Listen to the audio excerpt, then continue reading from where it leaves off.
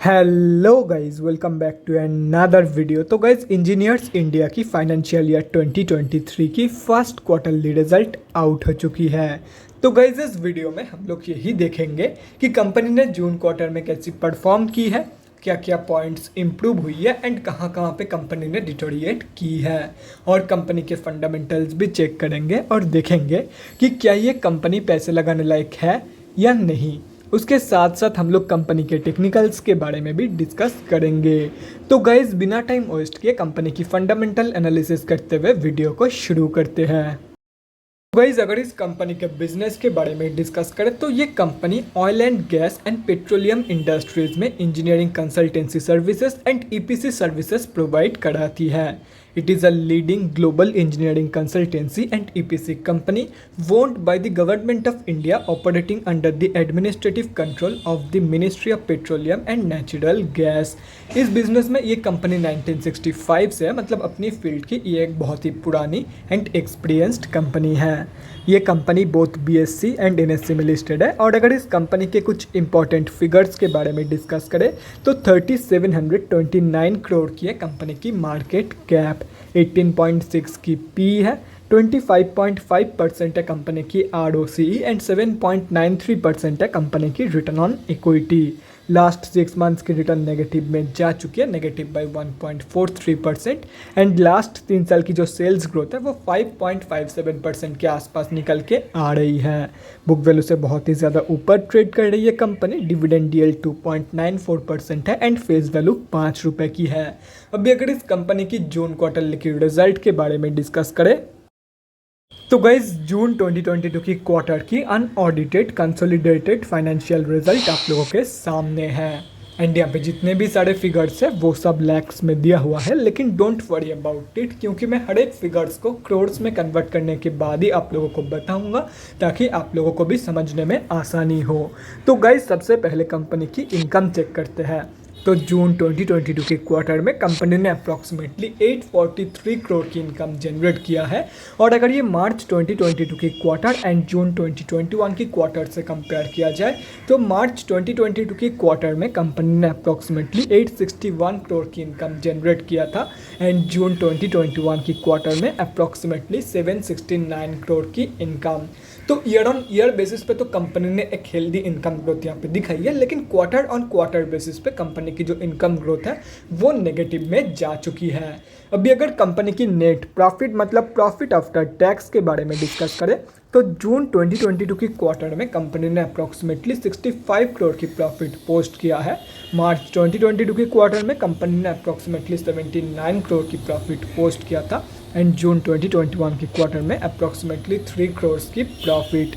तो again year on year basis पे company ने एक हेल्दी प्रॉफिट ग्रोथ यहाँ पे दिखाई है, लेकिन क्वार्टर ऑन क्वार्टर बेसिस पे कंपनी की जो प्रॉफिट ग्रोथ है वो भी इनकम ग्रोथ की तरह ही नेगेटिव में जा चुकी है।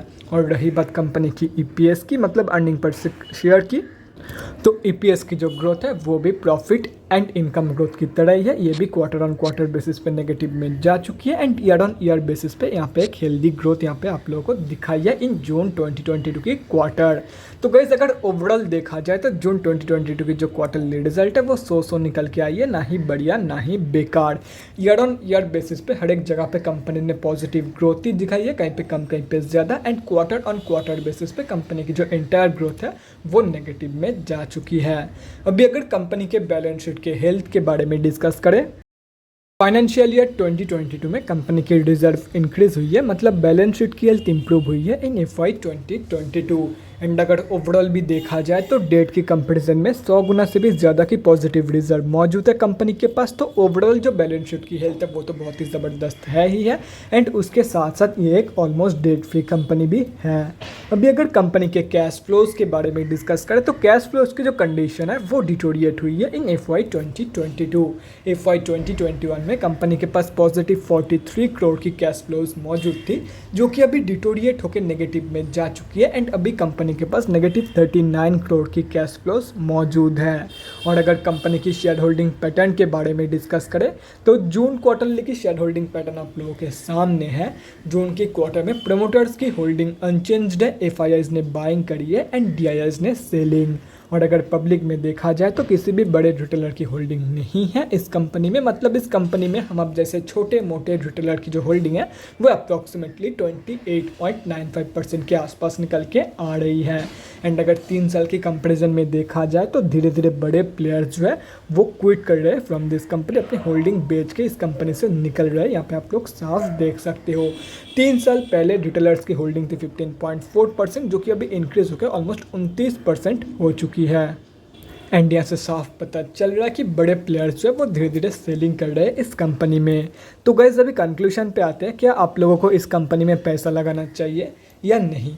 तो देखो गाइस, मैं आप लोगों को यही बोलूँगा, अगर कंपनी के ऊपर भरोसा है then you can definitely go for it. Otherwise सिर्फ और सिर्फ फंडामेंटल्स देख के मैं आप लोगों को यही बोलूँगा कि इसको एज एन ऑप्शन कंसिडर करके चल सकते हो। ये नहीं बोल रहा हूँ कि बहुत ही ज़बरदस्त कंपनी है, एज एन ऑप्शन इसको आप लोग कंसिडर करके चल सकते हो। बाकी अगर कंपनी के ऊपर बहुत ही ज़्यादा भरोसा है then you can definitely go for it.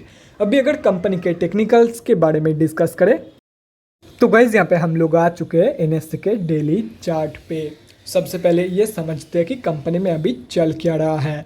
तो गाइस आज कंपनी में भारी मात्रा में सेलिंग हुई है एंड इस सेलिंग के चलते आज ये कंपनी ऑलमोस्ट 3.5% डाउन है। एंड अगर चार्ट में देखा जाए तो कंपनी यहाँ पे एक एम पैटर्न या तो फिर डबल टप पैटर्न की फॉर्मेशन किया है। एंड जिस हिसाब से कंपनी में सेलिंग हो रही है वो देख के तो मुझे यही लग रहा है कि विद इन अ डे और 2 इस पैटर्न की ब्रेकआउट होने वाला है।